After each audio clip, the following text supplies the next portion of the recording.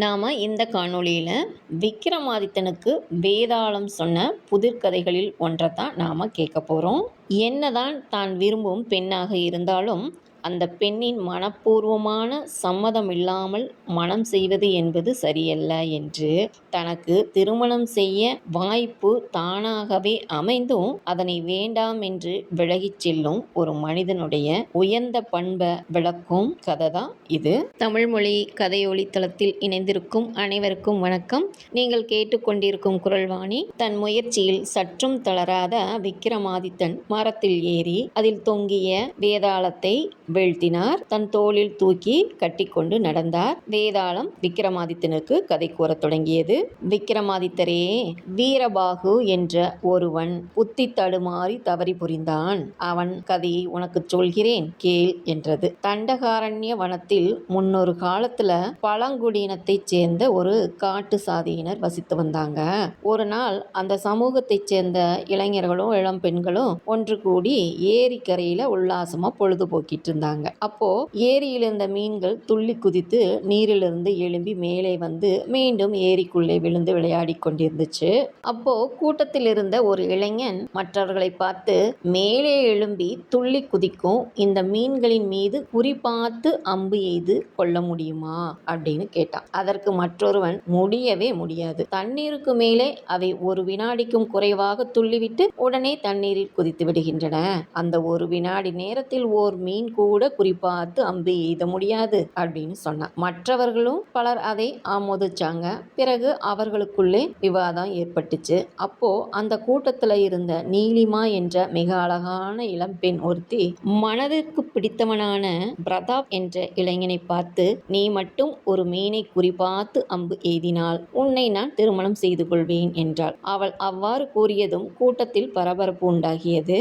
நீலிமாவின் அழகில் அத்தனை இளைஞர்களும் மயங்கியிருந்தனர். ஆனால் நீலிமாவின் மனத்தில் இடம் பிடித்தவன் பிரதாப் மட்டுமே. அவள் கூறியதை கேட்டதும் அவன் வில்லை நாணேற்றி அம்பை தொடுத்து குறிபார்த்து எய்தான். ஆனால் அவனின் துரதிர்ஷ்டவசமாக இலக்கு தவறியது. உடனே சற்று தொலைவில் அமர்ந்திருந்த வீரபாகு என்ற இளைஞன் தன் வில்லில் ஓர் அம்பினை தொடுத்து எய்தான். அவன் எய்த அம்பு ஒரு மீனின் மீது பாய்ந்தது. வீரபாகுவின் நண்பர்கள் மகிழ்ச்சி ஆரவாரம் செய்ய அவன் நீலிமாவின் அருகில் வந்தான். ஏ பெண்ணே, நீ அறிவித்த போட்டியில் நான் வெற்றி பெற்று விட்டேன். ஆகவே என்னை நீ திருமணம் செய்து கொள்ள வேண்டும் என்றான். அதற்கு நீலிமா, திருமணமா? உன்னுடனா? ஒரு காலும் இல்லை. முதலில் நான் இதை கூறியது பிரதாப்பை நோக்கித்தான் தவிர இதை நான் ஒரு போட்டியாக அறிவிக்கவில்லை என்றாள். இல்லை, நீ அப்படி சொல்லவில்லை என்று மறுத்தான் வீரபாகு. அவனது நண்பர்களும் அவன் சொல்வதையே ஆதரித்தனர். அதிலும் குறிப்பாக கங்கா என்ற வீரபாகுவின் நண்பன், நீலிமா தன் வாக்குறுதியை மீறாமல் வீரபாகுவைத்தான் மனம் புரிய வேண்டும் என்று அடித்து கூறினான். முடியவே முடியாது என்று நீலிமா கூச்சலிட,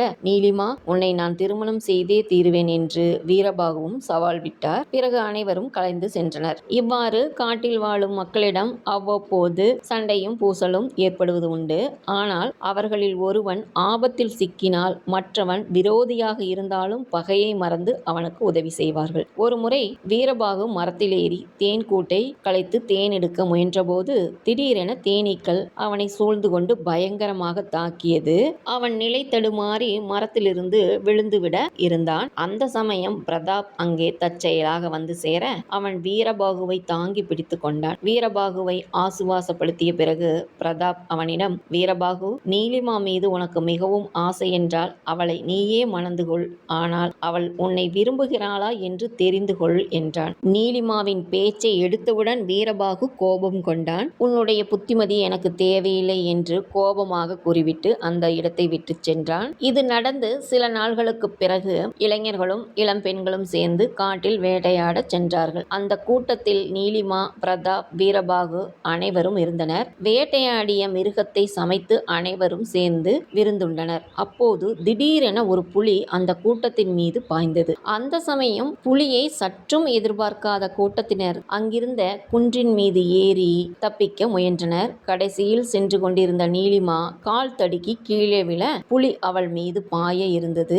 அதை பார்த்த வீரபாகு அங்கிருந்த ஒரு சிறிய பாறையை தூக்கி புலி மீது வீச அடிபட்ட புலி சுருண்டு விழுந்தது. வீரபாகு நீலிமாவின் கையை பற்றி இழுத்து கொண்டு ஓட அடிபட்ட புலி மீண்டும் எழுந்தது. அதனிடமிருந்து தப்பிக்க வேறு வழி தெரியாமல் வீரபாகுவும் நீலிமாவும் குன்றிலிருந்து கீழே குதித்தனர். அதற்குள் அடிபட்ட புலி கீழே விழுந்து இறந்தது. கீழே விழுந்த அதிர்ச்சியில் நீலிமா மயக்கமடைந்தாள். அவள் இடது முழங்கையில் அடிபட்டு ரத்தம் கசிந்து கொண்டிருந்தது. மயக்கத்தை தெளிவிப்பதற்காக வீரபாகு அருகிலுள்ள குளத்திற்கு நீர் எடுத்து வரச் சென்றான். அப்போது வீரபாகுவின் நண்பன் கங்கா குன்றின் மீது இருந்தபடியே வீரபாகுவிடம், நண்பா, நீலிமாவின் இடது கையில் ரத்தம் கசிவதை பார். நீயும் உன் இடது கையில் கத்தியால் கீறி ரத்தம் சொட்டச் செய்து அவளுடைய இரத்தத்துடன் கலந்துவிடு. நம் இன வழக்கப்படி ஓர் ஆண் ஒரு பெண் இருவரின் இரத்தமும் கலந்தால் அவர்கள் தம்பதியாவர். இந்த வாய்ப்பை நழுவ விடாதே என்று சொல்லிவிட்டு ஓடிப்போனான். கங்கா மூலம் நடந்ததை கேள்விப்பட்ட பிரதாப் பேயறந்தவன் போல ஆனான். பிறகு அவள் வீரபாகு நீலிமாவை கட்டாய திருமணம் புரிந்து கொண்டான் என்று வழக்கு தொடுத்தான். பஞ்சாயத்தும் கூடியது. நீலிமா, வீரபாகு இருவரும் முன்னணியில் நிற்க பஞ்சாயத்து தலைவர் அவளை நோக்கி, பெண்ணே, உன் சம்மதத்துடன் உனது திருமணம் நடக்கவில்லை என்றும் உன்னை பலவந்தப்படுத்தி வீரபாகு அவ்வாறு செய்துள்ளான் என்றும் பிரதாப் வழக்கு தொடுத்திருக்கிறான். அவன் சொல்வது உண்மையா என்று சொல். அப்படியானால் வீரபாகு இந்த இடத்திலேயே கொல்லப்படுவான். அதன் பிறகு உனக்கு உண்மையிலேயே யார் மேல் பிரியமோ அவனை நீ மனம் புரியலாம் என்றார். உடனே அங்கே ஒரு அசாதாரண மௌனம் நிலவியது. சற்று நேரம் யோசித்த நீலிமா, என்னுடைய முழு சம்மதத்துடன் தான் வீரபாகு அவ்வாறு செய்தார் என்றால். அப்போது யாரும் எதிர்பாராத ஒரு நிகழ்ச்சி நடந்தது. வீரபாகு முன்வந்து, இல்லை, நான் உண்மையை கூறுகிறேன். கங்கா கூறியதும் எனக்கும் அவ்வாறு நீலிமா மயக்கமாக இருக்கும்போதே காரியத்தை முடித்துவிட ஆசை ஏற்பட்டது உண்மை. அதற்காக என் கையையும் கீறிக்கொண்டேன். ஆனால் நீலிமாவின் இரத்தத்துடன் கலக்க அவள் அருகே சென்றபோது அவளுடைய முகத்தை பார்த்து என் மனம் மாறிவிட்டது.